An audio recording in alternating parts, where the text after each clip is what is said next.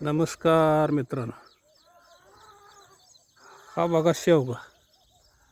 तर ह्याची आम्ही एप्रिलमध्ये छाटणी केली होती आणि काय झालं, एप्रिल मे तर हे 2 महिने ऊन भयंकर होतं बघा.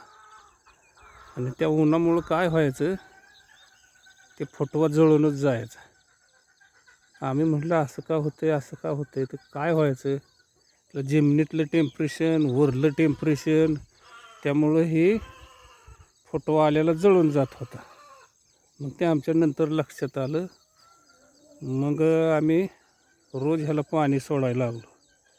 असं पट्टा पद्धतीनं पाणी सोडलं आणि मग हे 2 महिने संपलं. मे संपल्यानंतर जून महिना लागला. जून महिन्यात बघा बारीक बारीक पाऊस सुरू झाल्यानंतर ह्यानं बघा चांगला फुटवा केला. आणि आता हा जुलैचा महिना बी संपला आहे. तर बघा हे इतकं त्यानं वाढ केली ना, भयंकर वाढ केली बघा. असा डेरा बांधायला लागले आता. हे बघा हे असं डेरा बांधते. तर ती फुटवा का जळत होता, तर त्या उन्हामुळं फुटवा जळत होता. जमीन बी तापलेली, वरनं बी ऊन, त्याच्यामुळं काय व्हायला लागलं, फुटवाच जळत होता. किती पाणी द्या. आणि महत्त्वाचं सांगायचं म्हटलं तर बघा, ज्या वेळेला पाऊस लागला जूनमध्ये, बारीक बारीक बारीक मोठा पाऊस, त्यावेळेला मग जरा जमिनीची हेट मिली. मग त्याच्यामुळं बघा हे आता एवढं वाढ केली ह्या शेवग्यानं. बघा आहे का, किती तेजदार आहे बघा. तर उन्हाळ्यात ह्यानं फुटवाच केला नाही, हे आमच्या लक्षातच आलं नाही आहे का. आणि आता बघा कसा चांगला फुटवा केला आहे, डेरा बांधला आहे. आणि आता ह्याला बघा कळी लागायला सुरुवात झाली. तेव्हा पाक त्याच्या बुडक्यापासून फुटवा केला आहे.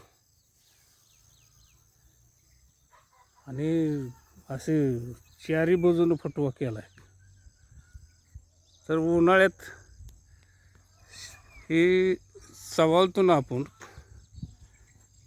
ते त्याचा परिणाम उन्हामुळं होतो. आणि आपण जर मे महिन्यात सवाळला तर पावसात दिवस लागते, त्यामुळं ते फुटवा लगे करत. उन्हाळ्यात फुटवा करत नाही, जळून जाते. तर त्याचं बारीक बारीक बारीक फुटवा आलेलं. म्हणून उन्हाळ्यात कधी छाटणी करू नये मित्रांनो. तर हे बघा असा डेरा बांधायला लागले आहे का, तळापासून पाक डेरा बांधायला लागले. तर आता ह्याला कळी लागायला लागली, चांगली कळी लागायला लागली. बघा त्याच्या बुडक्यापासून फुटवा केला आहे का.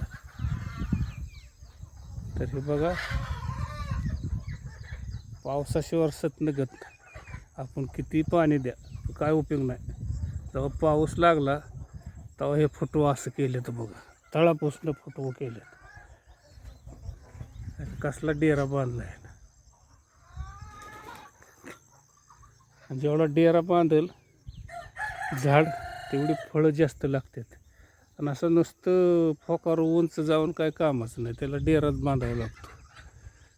चारी बाजूनं फुटवा पाहिजे, तरच बघा ती त्याला फळं जास्त लागते. ते बाई असं जर ह्या हातग्यावाने जर उंच गेलं तर मग ती काढायला बी तकलीफ होती. मग झाडं बारीक बारीक फांद्या मोडते त्या. म्हणून पुडकं लहान असताना त्याची छाटणी करायची, म्हणजे उंच वाढत नाहीत. हे बघा तर आम्ही चिंचेचं सुद्धा झाड सावाळं तर इतकं उंच केलं नाही आहे का.